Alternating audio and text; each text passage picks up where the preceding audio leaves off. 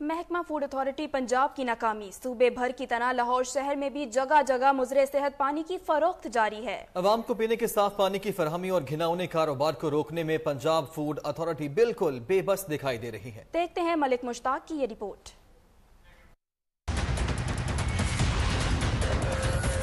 پنجاب کی سابقہ حکومت کے بڑے بڑے دعووں کے باوجود صوبائی دارالحکومت میں عوام مضر صحت پانی اور گندا پانی پینے پر مجبور ہیں۔ ایک طرف دکانوں پر سرعام نام نہاد برانڈز کا پانی فروخت ہو رہا ہے، دوسری طرف محکمہ فوڈ اتھارٹی پنجاب خاموش تماشائی بنا بیٹھا ہے۔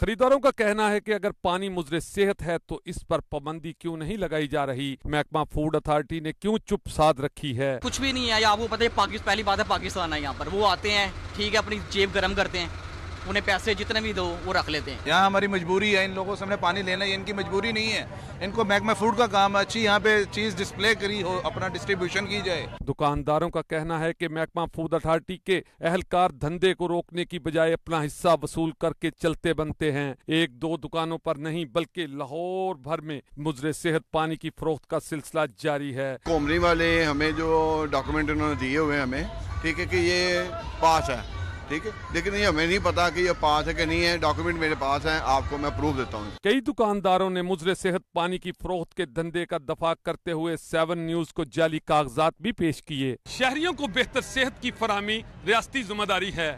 محکمہ فوڈ کی ناکامی کا منہ بولتا ثبوت یہ ہے کہ شہر بھر میں مضر صحت پانی کی فروخت کا سلسلہ عام ہے۔ آخر اس پر کارروائی کب ہوگی؟ کیمرہ مین محمد فاروق کے ساتھ ملک مشتاق، 7 نیوز، لاہور۔ اور آپ کو بتائیں کہ دسانی کی بدنامی کی کہانی